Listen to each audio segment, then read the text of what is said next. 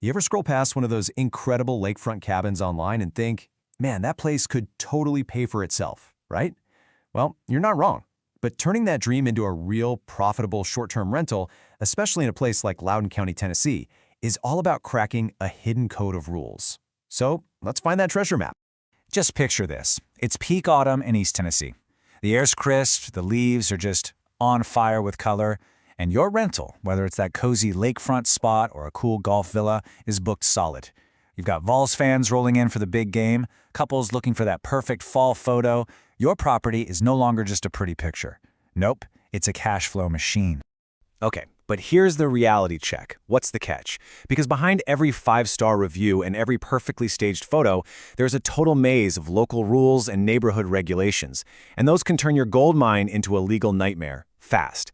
So how do you actually get the profit without getting totally tangled up in all that red tape? Okay, so first things first, let's set the scene. Why Loudoun County, you ask? Well, because in the fall, this place just explodes with visitors. It creates this perfect storm of demand for anyone with a place to rent. We're talking a real seasonal gold rush. And look, it's not just one thing, right? It's this perfect mix of stuff that draws people in. You've got the huge crowds for Vols football. That's a given, but then you layer on the incredible waterfront views, the charming local harvest markets, and the fact that you're super close to all the great restaurants and shops in Knoxville. The real secret here is that it feels like a seasonal hotspot, but it's got that year-round appeal, and that is how you get consistent bookings. All right, so the demand is there. The guests are ready to book, but before you can start cashing those checks, you got to get past what I call the 3 layers of rules. And let me be clear. These aren't just suggestions. These are the rule books that will literally decide if your rental is a gold mine or a total bust. Before we dive into any deeper, let's just make sure we're all on the same page. When we talk about a short-term rental, or an STR, we're simply talking about any furnished place that's rented out for less than 30 days. That's the magic number. That less than 30 days is what kicks this whole regulatory process into gear. And this is the hierarchy you absolutely have to understand. At the base level, you've got the county zoning rules. Then, if your property is actually inside city limits, bam, you've got a whole second layer of city licenses to deal with. But the final boss, the one that can overrule everyone else, that's your homeowner or property owner association. And this quote, seriously, this might be the most important takeaway from this whole thing. Don't listen to hearsay. Don't take your realtor's word for it or what a neighbor thinks they remember. You have to get your hands on the actual current recorded restrictions, the official documents. Anything else is just, it's a huge gamble with your money. So here's a simple way to think about it. The government, the county or the city, they set the rules for what's possible. But the HOA, they decide what's actually permitted right there in your specific neighborhood. And guess who wins that argument? The HOA, every single time. They can absolutely be more restrictive and can shut down a short-term rental even if the city says it's okay. They have the final say, period.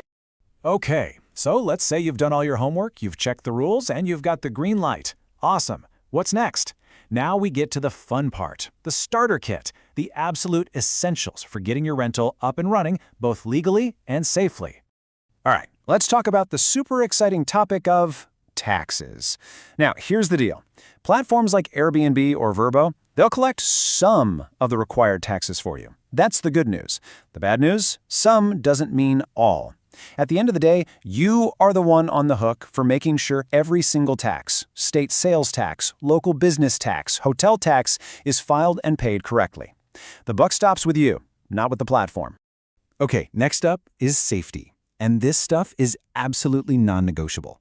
This isn't just about checking boxes. It's about protecting your guests, your neighbors, and frankly, your entire investment. Look, a 5-star review is great, but keeping your guests safe, that's everything. Something as simple as a 911 address sign that's easy to see at night, that can literally save a life. All right, let's switch gears a bit and get strategic. Now that you know the rules, how can you use that knowledge to spot a property that's a good bet versus one that's a bad bet? It's all about learning to see past the pretty curb appeal and really digging into the details. So take a look at the comparison here. You can really start to see a pattern. The good bets, the winners, they're not just about having a great view. They're about having easy access and, most importantly, the freedom from super strict rules. On the other side, the bad bets often look amazing online, but they're wrapped up in red tape, like a condo association that bans short stays, or a remote cabin that's a nightmare for fire code access. The key is finding that path of least resistance. That's where you'll find the real winner.